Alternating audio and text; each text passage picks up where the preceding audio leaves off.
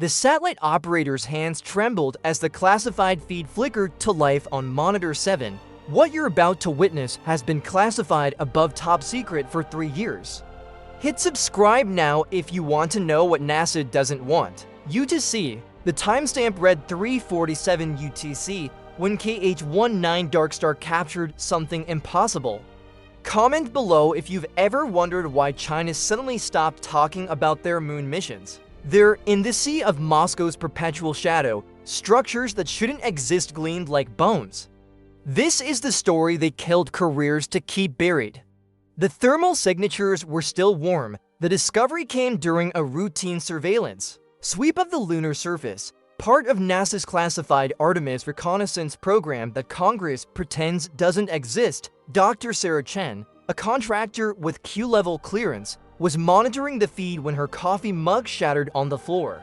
The hot liquid spreading across the sterile white tiles like a prophecy of chaos. The infrared sensors on Darkstar had detected heat signatures where there should have been nothing but the absolute cold of space, structures maintaining internal temperatures consistent with human habitation, yet no life signs registered on any biological scanning frequency. Mission Control erupted into controlled panic as protocols activated that hadn't been used since the Cold War. Red phones rang in Pentagon basements while encrypted messages flew between Langley and Houston, each transmission adding another layer to a mystery that would consume the next 72 hours. The Chinese base sprawled across 3 square kilometers of lunar regolith, its solar panels still tracking the sun with mechanical precision. Its communication arrays pointed toward Earth like accusing fingers. Every module appeared intact from orbital surveillance, pressurized and powered, waiting like a Marie Celeste sailing through the cosmic dark.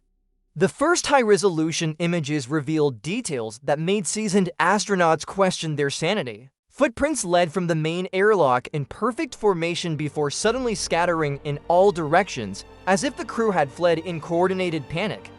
Lunar rovers sat abandoned mid-journey, their tracks telling stories of interrupted missions and hasty retreats. One vehicle's manipulator arm still clutched a core sample, frozen in the act of scientific discovery, while another had crashed into a crater wall, its emergency beacon still pulsing in frequencies that no Earth station acknowledged. NASA's Director of Strategic Operations, General Patricia Hayes, convened an emergency meeting in the underground facility known only as the Vault. 23 individuals with the highest security clearances in the Western world gathered around a holographic display showing real-time feeds from Darkstar. The implications were staggering. China had not only established a permanent lunar presence, but had done so years ahead of their announced timeline, utilizing technology that appeared to surpass anything in the public space programs. The base's design incorporated elements that shouldn't have been possible with known launch capabilities, suggesting either a massive deception in their reported rocket technology or access to manufacturing techniques that defied current understanding. As analysts pored over the data, disturbing patterns emerged from the base's layout. The facility wasn't just abandoned, it had been evacuated with military precision, yet with signs of extreme urgency. Emergency supplies remained untouched in their storage modules, while critical research equipment had been destroyed, as if the crew had time to sabotage their work, but not to pack food for the journey home. The base's nuclear reactor continued its automated operation, maintaining life support for ghost corridors where shadows moved only when solar panels adjusted their angle.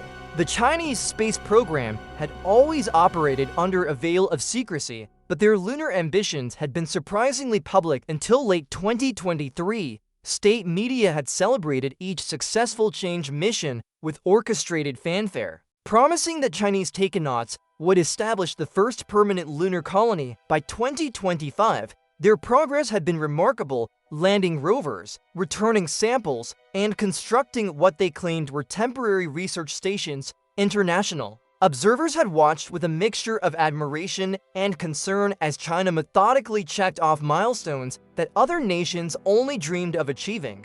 Then came the silence. On November 17, 2023, China National Space Administration ceased all public communications regarding their lunar program.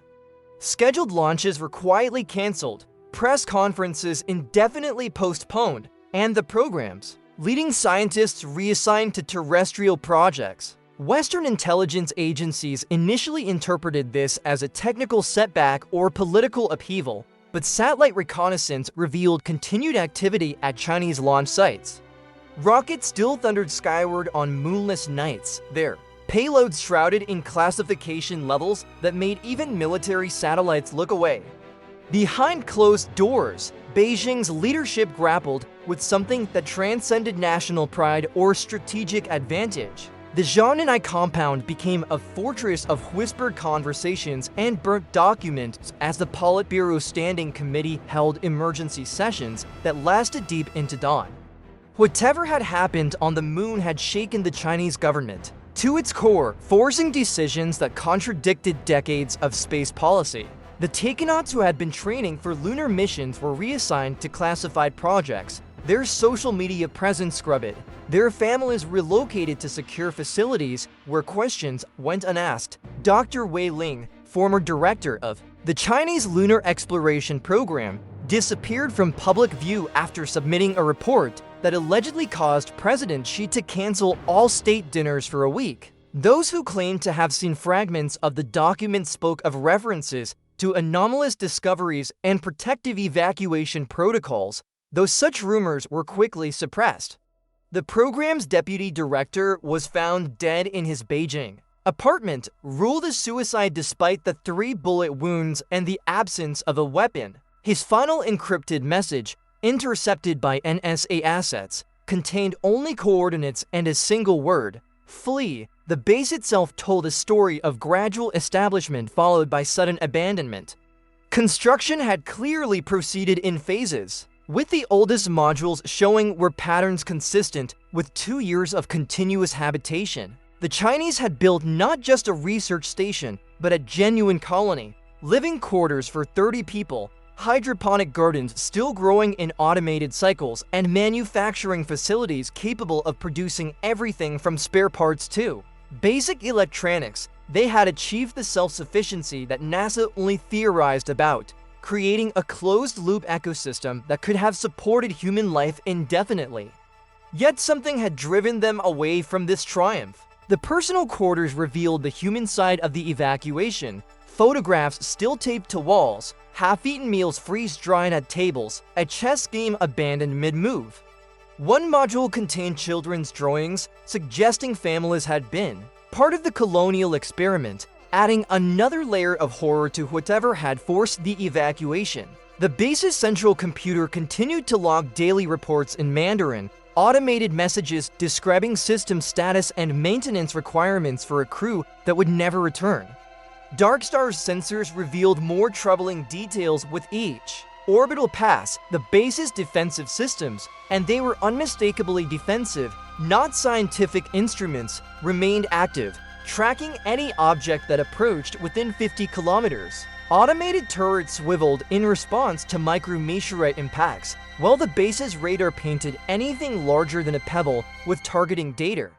Someone had expected threats that didn't come from Earth, implementing military doctrine in an environment where the only enemy should have been the vacuum itself. The abandoned base's research laboratories yielded the most disturbing discoveries.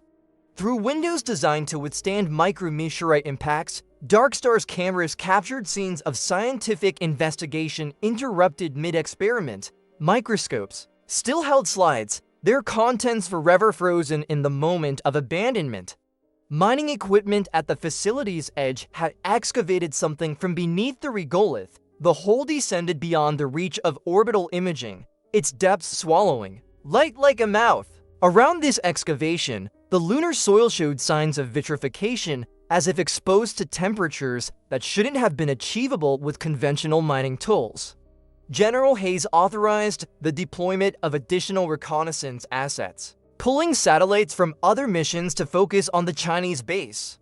What they found challenged every assumption about China's technological capabilities. The base incorporated materials that didn't match any known manufacturing processes, walls that seemed to repair micrometeorite damage autonomously, solar panels with efficiency ratings that violated accepted physics, and most unnervingly, a section of the base that appeared to predate the rest of the construction by decades according to cosmic ray exposure analysis. The communication logs, when finally decoded by NSA cryptographers working around the clock, painted a picture of mounting dread among the base's inhabitants. Early transmissions spoke of successful experiments and territorial claims, the proud voices of pioneers extending humanity's reach. But by October 2023, the tone had shifted to barely concealed panic.